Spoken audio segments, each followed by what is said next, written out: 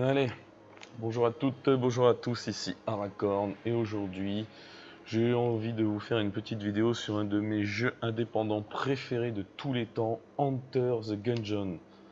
Alors qu'est-ce que c'est Enter the Gungeon? Eh ben c'est ce qu'on appelle un twin stick shooter, donc c'est un jeu où on dirige notre bonhomme avec le stick gauche et on tire avec le stick droit quand on joue à la manette. Et sinon quand on joue souris clavier, on dirige avec le clavier et on vise avec la souris. Donc je vais vous faire simple, on va lancer une partie. J'ai choisi un des protagonistes qui sont autour de la table. J'ai pris le soldat. Il y aura d'autres bonhommes avec des caractéristiques différentes, mais on en parlera peut-être plus tard, ou peut-être pas du tout. Il faut savoir que je ne vais pas vous parler de tous les personnages qui se trouvent ici. Ce sont tous des personnages que l'on croise dans le jeu et que l'on débloque au fur et à mesure de notre progression. Alors c'est parti. Donc le but, c'est simple, il est de descendre le plus profondément possible dans le gungeon, comme ils appellent ça, parce que tout est en rapport avec les armes à feu et les balles. Et donc, c'est parti. Je vous expliquerai un peu plus en détail plus tard. Donc là, je bouge et j'oriente mon tir. Voilà, on voit que mes deux premiers ennemis étaient une cartouche simple et une cartouche de fusil, on peut dire. Donc voilà, à savoir que en haut à gauche, j'ai donc ma vie. Donc j'ai 3 cœurs. Il faut être touché 2 fois pour perdre un cœur. Vous voyez, à chaque fois ça fait une balle rouge, une autre balle rouge, ça fait la forme d'un cœur. J'ai un bouclier. Donc j'encaisse le premier tir, ça me fait sauter mon bouclier, qui crée une onde de choc. Les deux petites balles bleues, c'est ce qu'on appelle les balles à blanc. En gros, c'est le super pouvoir, comme dans un jeu de vaisseau de tir. J'appuie, ça crée une explosion qui détruit tous les projectiles et normalement fait très mal aux ennemis. En dessous, j'ai une clé pour ouvrir des coffres, il y a des coffres à trouver. Et à droite de la clé, c'est l'argent qu'on récolte au fur et à mesure qu'on vide les salles. C'est parti. Donc il faut se concentrer un peu parce que c'est pas de tout repos dès les premiers niveaux, enfin les premières salles du premier niveau. Ils ont tous des capacités.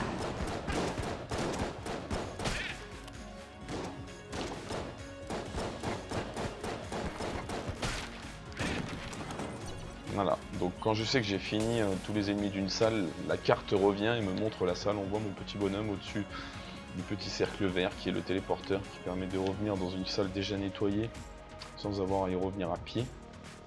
Là, par exemple là, on voit que j'ai nettoyé cette salle là et j'ai viens de nettoyer celle-là. Ensuite j'ai le choix entre monter, partir à gauche ou partir à droite. Il faut savoir qu'on n'est pas obligé de finir l'étage complet. Si on trouve la salle du boss, et on peut affronter le boss, le battre et descendre d'un niveau. Il faut savoir que les niveaux sont générés procéduralement avec des caractéristiques et des scripts pré-intégrés.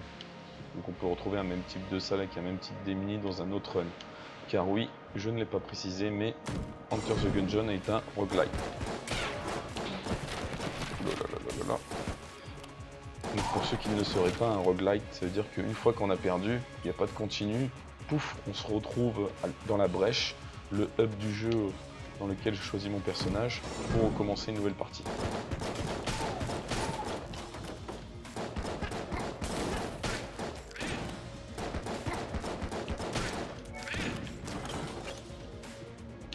Il faut savoir qu'il y a beaucoup de passages secrets, mais là avec mon arme je peux pas les découvrir, souvent dans les murs. Il faut utiliser une balle à blanc, donc l'explosion. Et à savoir que oui, je gagne de l'argent qui me permet d'acheter des choses ou des armes ou des améliorations pendant mon run, comme on dit. Et j'ai aussi de l'argent que je vais gagner contre les boss, que là je garderai une fois ma partie terminée, donc une fois mort, pour acheter des nouvelles choses. Alors, on va continuer. Voilà, on a vu le chandelier qui est tombé, il y a des interactions. J'ai tiré sur le petit interrupteur ici là. À savoir que je peux faire un petit salto comme ça, et que pendant l'animation du saut, quand je suis en l'air, je passe au-dessus des projectiles. Ah bah là j'ai été touché, j'ai voulu vous montrer. Et avec le soldat, quand je suis touché, je perds donc le bouclier que j'avais en haut à gauche. Ça me fait perdre mon casque. Donc on voit sa sale tête de Black, un peu borgne. Donc là on voit de l'autre côté de ce mur sur la map en haut à droite que se trouve le marchand. C'est la tête du marchand, avec son petit air anglais moustachu.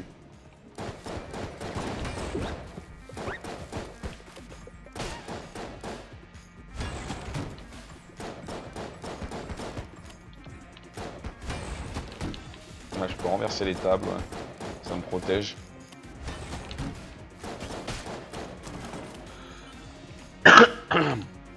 Excusez-moi.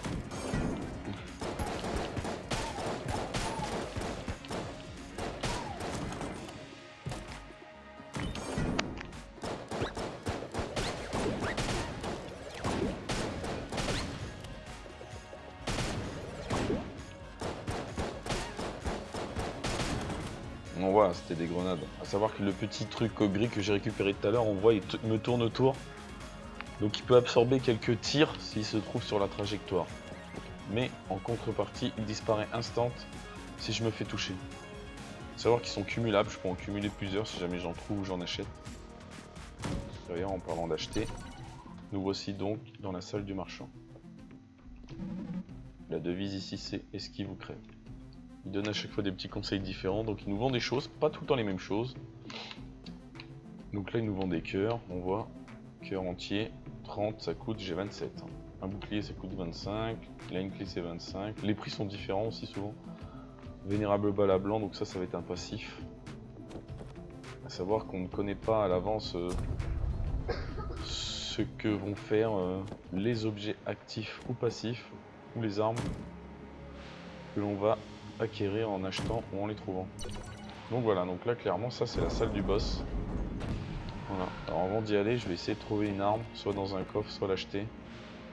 Quoique non, je crois qu'ils vendaient pas. Je vais vous montrer du coup le téléport, voilà. Hop, tac. Ça m'évite de faire le... Voilà, ils vendaient pas d'armes.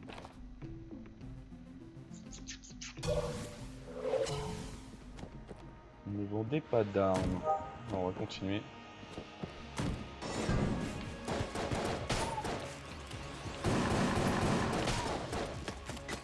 On voit les mêmes balles là, mais en mode Rambo. Il y a beaucoup de clins d'œil, hein. On reconnaît bien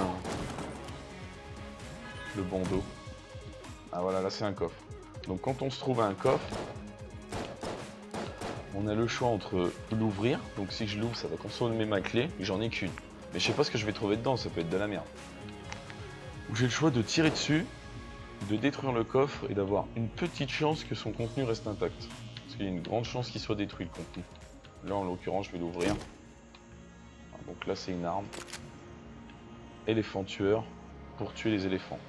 Donc hop, et là je vais vous montrer donc ce qu'on appelle le livre là, que je viens d'ouvrir. Le codex de Enter the Gungeon. Donc là on voit mon équipement, mes deux armes principales. Donc mon arme de base du Marines. Toujours fidèle, semi-automatique. Munitions illimitées, ne révélons pas les murs secrets. C'est pour ça que si je tire dans les murs, je peux pas voir s'il y a un passage secret qui se craque un peu à l'instar de certains jeux comme à Zelda où les murs étaient déjà craqués. Bah là faut tirer dessus pour voir que ça dessine des craquelures et on se dit qu'on peut exploser le mur pour libérer un passage secret. Donc l'arme de poing des marines, c'est une arme précise, donc c'est mon arme de base, celle où j'utilise depuis tout à l'heure, où j'ai pas de munitions. Et là je viens de récupérer celle-là pour tuer les éléphants semi-automatiques, une arme un peu vulgaire qui date d'une période moins civilisée de notre histoire. Ces armes étaient parfois utilisées pour faire des pianos à partir de défense. Voilà, voilà le petit humour de Enter the Gungeon, à savoir que du coup je viens de débloquer cette arme là, et je peux aller dans le codex des armes, et les armes que j'ai déjà utilisées sont en couleur, celles que j'ai déjà croisées sans les utiliser ou les acheter sont en gris, ou alors que j'ai acheté dans la brèche mais que j'ai pas trouvé dans mon run sont en grise. 38 spécial, toi on sait pas trop ce que ça fait. Et les autres que j'ai jamais croisées sont en point d'interrogation. Vous le voyez, toutes les armes là, tac tac tac. Voilà. Celles que j'ai découvertes, celles que j'ai pas découvertes, celles que j'ai débloquées sans avoir trouvé.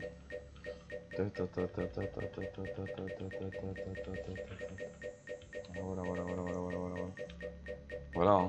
On voit qu'il y a un paquet d'armes et qu'il y en a un paquet que j'ai jamais croisé quoi. Et j'ai plus de 66 heures à mon actif à ce jeu. Et c'est vraiment 66 heures jouées. C'est pas le genre de jeu où on laisse tourner sans rien faire. Donc voilà pour les armes. On regardera le reste plus tard. Donc là du coup mon fusil, voilà. Il tire 2 coups à balle dispersion. On va tester ce que ça donne. 2 coups avant de recharger, savoir que ça recharge automatiquement quand j'arrive au bout des 2 coups. Enfin, ça recharge si j'essaye de retirer, sinon j'ai un bouton pour recharger. Non, il fait mal. Hop, je vais switcher. Ah. Hop, munitions. Voilà, le carré versé, les munitions.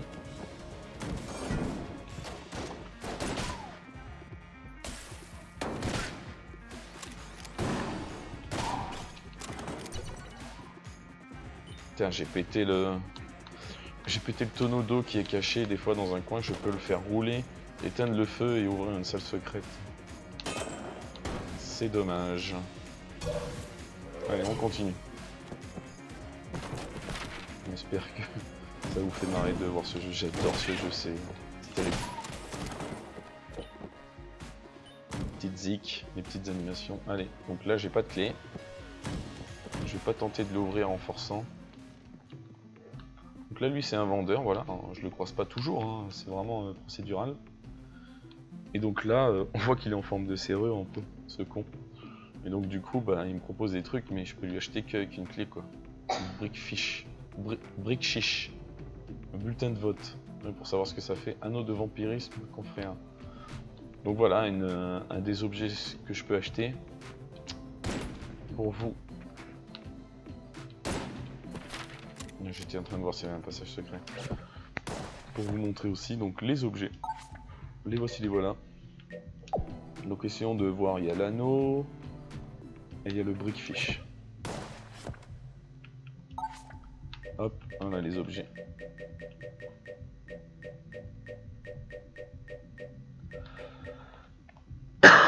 Un anneau devant, c'est celui-là. Hein. Soigne quand vous brisez un coffre. Vous voyez, on peut se dire, tiens, ça va être du vol de vie et tout en voyant le nom. Mais non, pas du tout. Il soigne que quand. Quoique anneau de vampirisme coffréen. Voilà. Et l'autre truc, il y avait le bulletin de vote et la brique chiche. Vous voyez hein, le nombre d'objets aussi. Hein. C'est affolant. Ah, c'est ça. Révèle les portes secrètes. C'est pas mal ça. Ça c'est pas mal. Si je pouvais l'acheter mais j'ai pas de clé.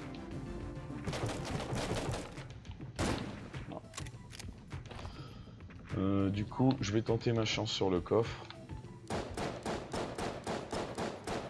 Voilà, j'ai perdu là. Donc là, ferraille. Utilisez plutôt une clé. Voilà. Donc là, c'est foutu de ma gueule.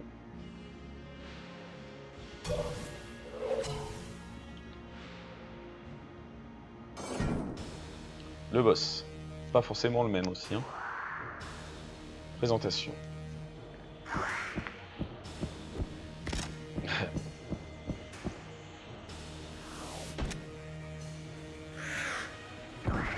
Corbeau vénère. Corbeau, pigeon, c'est pas trop. Canard. Canardeur il s'appelle. On pourrait dire que c'est un canard. Quoi qu'il ressemble plus à un corbeau ou un...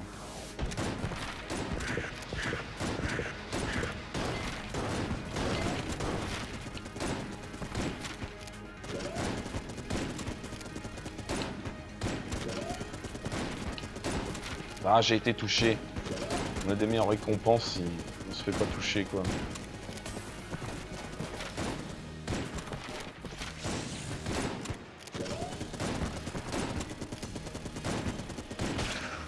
Ah, je l'ai eu. Ça fait mal hein, le fusil d'éléphant. Là il pique. Hein. Dommage, je me suis fait toucher. Hein. Laissez-le. Ils l'ont bouffé. Hein. Magigun, formidable et léger. Ça c'est cool. Une balle y recharge. Formidable et léger, semi-automatique. Le Magigun a été conçu par un enchanteur assoiffé de vengeance après que ses apprentis ont été tués par un gunjonnier. Donc les gunjonniers, normalement c'est nous, tous ceux qui descendent dans le gungeon. Ou gungeon, donjon, gungeon. Armé d'une vulgaire multibaguette. La crosse est formée de ce qui avait été autrefois sa baguette et chaque pièce métallique a subi un triple enchantement afin d'être monté. Il a obtenu sa vengeance rapidement et à grande distance. Donc je pense qu'il y a moyen que ça fasse un effet magique sur les ennemis aléatoire même, je pense. J'ai pas eu de clé, alors ce que j'ai envie de faire c'est acheter sa clé à lui. Aller voir machin qui était là-bas, voilà.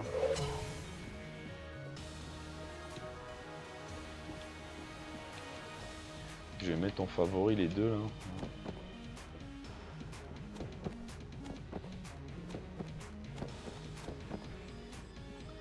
Donc je vais lui acheter ça là. Tac. Le secret des maçons.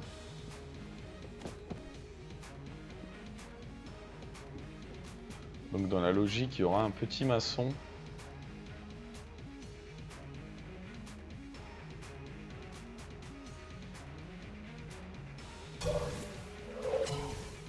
Je vais essayer de voir hein, si je vois un petit maçon.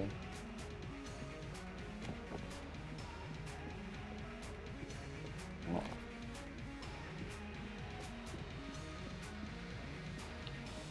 Non plus. Allez, on s'en va. C'est un petit bonhomme de briques gris. Normalement, il se trouve devant le passage secret. Donc là, voilà, on arrive. Il y a l'ascenseur. Donc l'ascenseur, on voit que c'est une grosse balle vide dans laquelle on rentre. Le petit bouton rouge qui permet de sauvegarder entre chaque étage. C'est le seul moment où on peut sauvegarder, à savoir que c'est récent. Avant, on ne pouvait pas du tout sauvegarder. On était obligé de finir son run et de recommencer quand on relançait le jeu. Pas besoin. Allez, on redescend. Descend, descend et descendons. Allez, chambre 2. C'est parti. Oh, il y a une petite flèche. Voilà, lui me demande 120 et 3. Que j'ai jamais fait, il faudrait que je le fasse, un de ces 4. Mais bon, à voir, 120 et...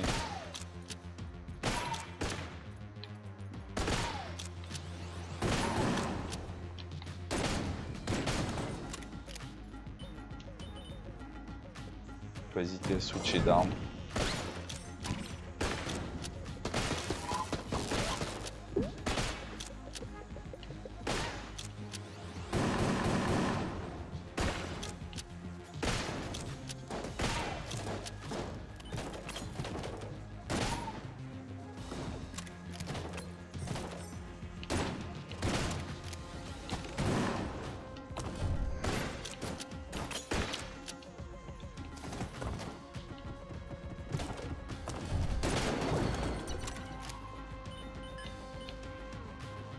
On va descendre.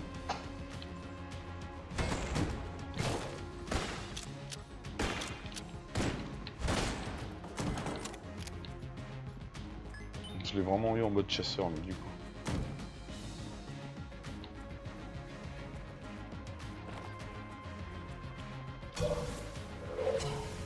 Allez hop, on se téléporte pour éviter de faire le chemin, bien sûr. On continue. À savoir qu'on peut tout casser, mais ça sert à rien. Vraiment.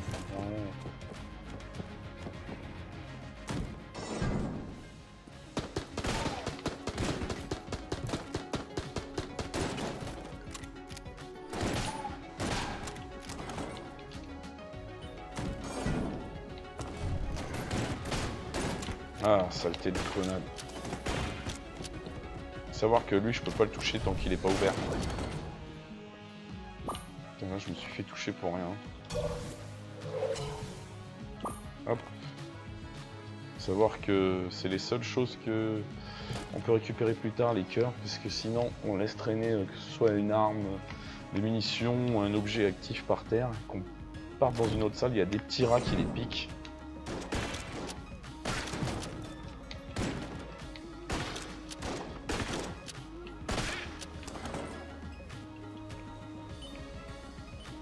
Ah, vous voyez? Vous voyez le petit bonhomme là? Mince, je me suis trompé. C'est pas grave. Voilà. Donc il faut que j'utilise une balle à blanc, une balle bleue là. On voit en haut à gauche, il m'en reste plus qu'une. Ah putain, c'est un coffre. C'est sympa, hein. J'ai pas de clé. Putain, misère. Alors je pourrais tirer dessus hein, pour essayer de voir, mais je préfère attendre de voir si je trouve pas des clés plus tard. Ouais, la petite ambiance, la petite zik qui va bien. Hein.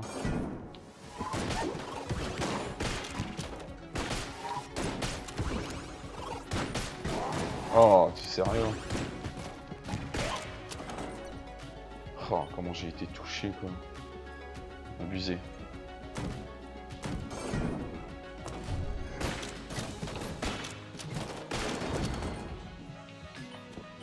Wow.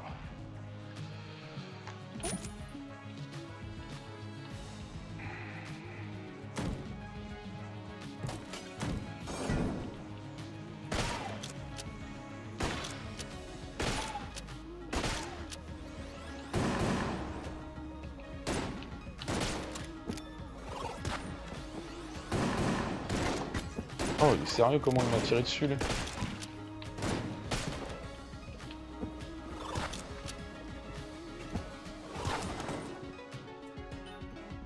Putain, comment il m'a tiré dessus instant quand il a pop.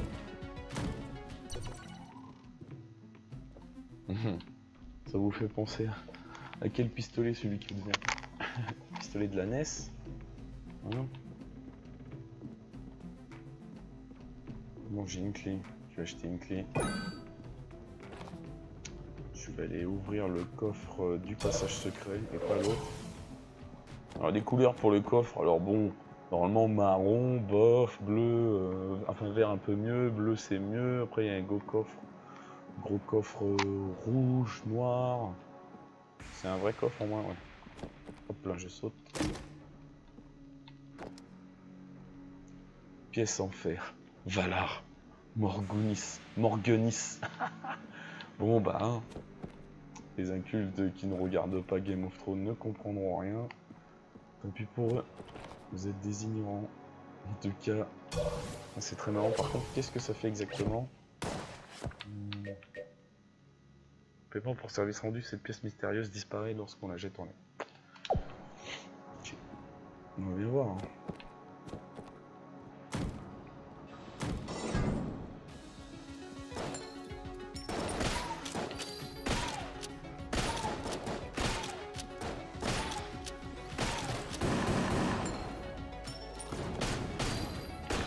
Je sais pas ce que ça fait.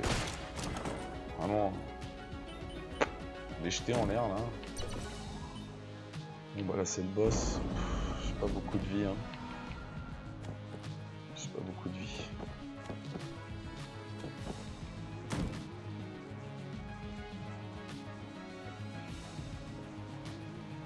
Tiens, c'est bizarre ça. Voilà, Morgunis. What? Faut que je la jette là? Putain merde, je devais peut-être la jeter. Oui, je découvre tout le temps des trucs. Alors là vraiment...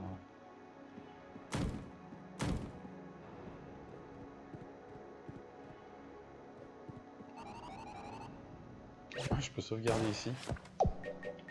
Non.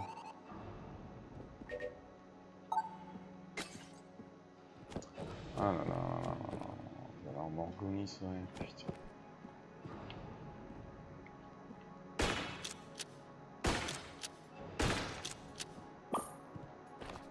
Un cœur. Bah non, on a tenté notre chance au boss. Hein. Ça devrait aller celui-là, je le gère assez bien. Tyran œil.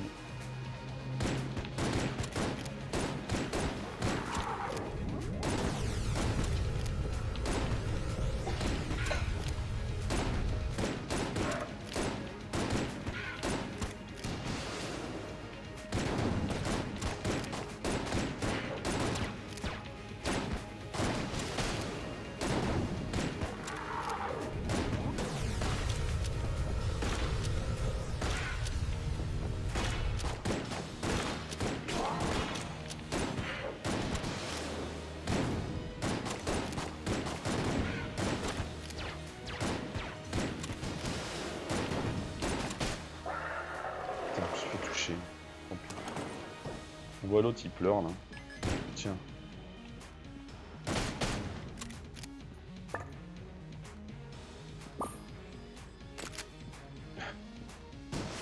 un petit lance-roquette. Hein. Des familles. Et on continue. Ah, j'aurais dû aller casser le coffre. Normalement pour optimiser. Continue à descendre.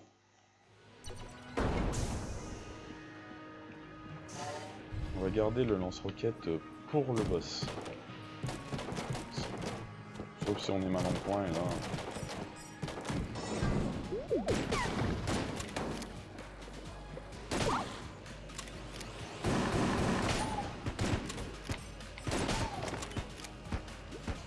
Il a pris du poison, voilà. Là c'est du poison, s'il y avait du poison ici. Hein.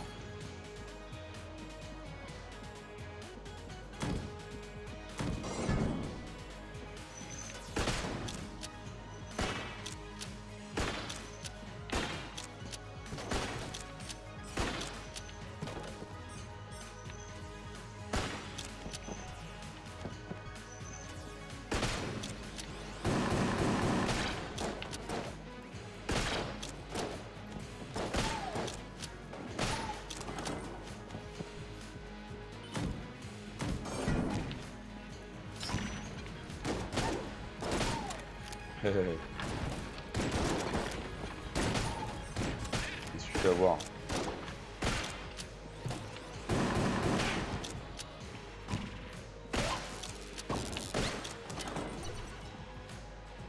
Il est vraiment bien ce sniper baguette. Baguette magique.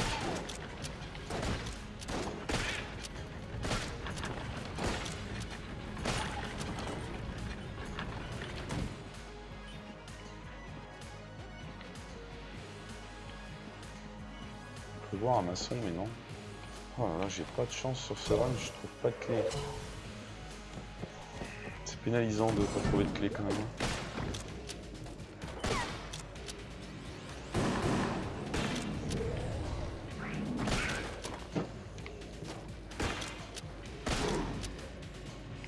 Vous voyez que le magicien est boosté, hein, le gros champignon. C'est pour ça que je l'ai tué d'abord.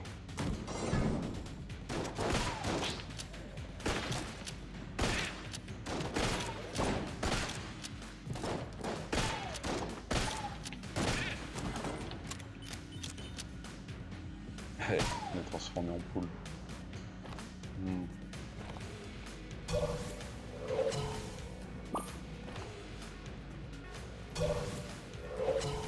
Toujours pas de clé. Embêtant.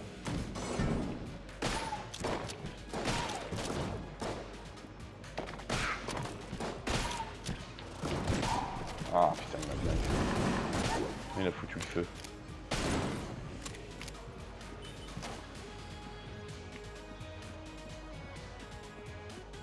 Il m'a resté beaucoup de balles. Hein.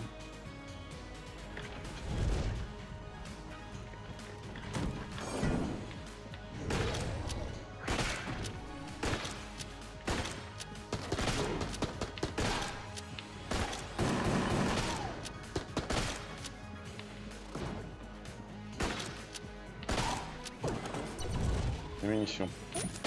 Nice. Déjà pas mal. C'est pas mal. Alors. Ouais, c'est bon. Gantelet de chevalier, c'est vraiment pas mal ça.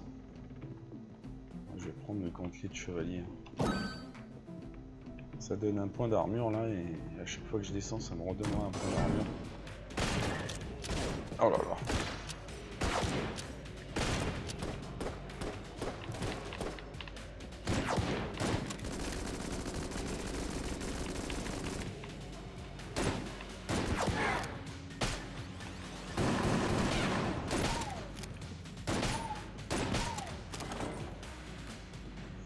Nice. J'ai pas fait gaffe s'il y avait...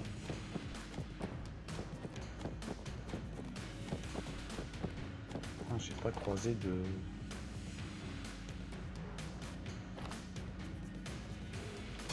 Allez là-bas, d'abord, avant le boss.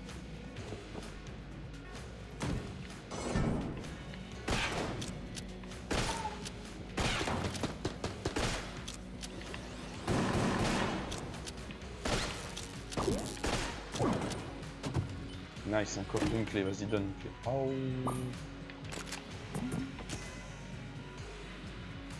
Oh, c'est trop fort ça. C'est trop fort pour les boss, parfait.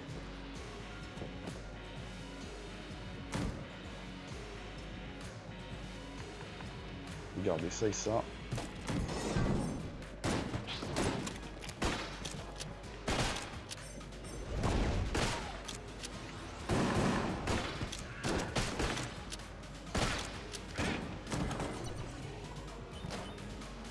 Ah, il y a l'autre.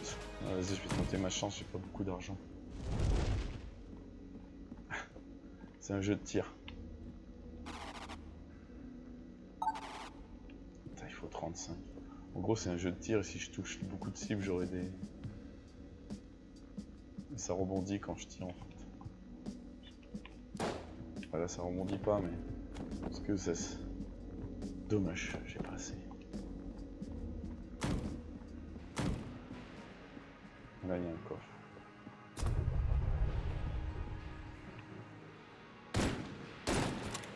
Tiens.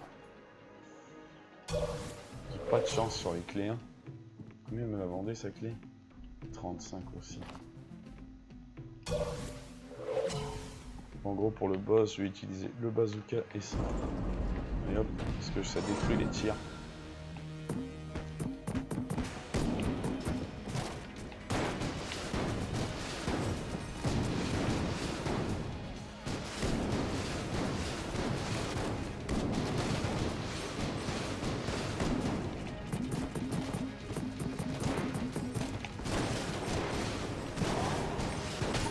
Essayer de pas être touché quoi.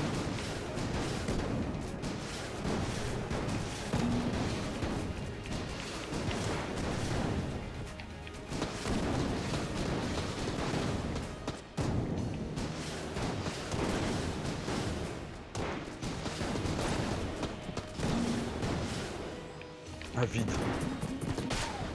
Ouah, j'ai visé toutes les armes parce que... Ça m'a bien aidé là. Donc meilleure récompense. Bouclier, ça se cumule. Hein. Bouclier, ça se cumule. Donc ça c'est cool. C'est la hache du mal. Donc ça me baisse mon karma. J'ai jamais compris comment. Et là j'ai la balle. Et ça c'est cool parce que du coup, normalement ça m'augmente un petit peu mes dégâts.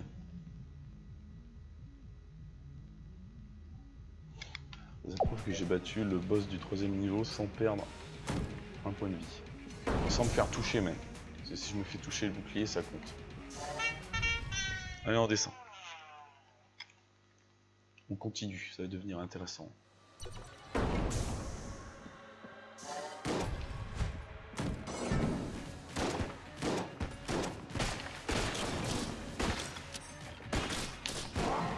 a touché quoi. Ah oui. Munitions pour le bazooka que je garderai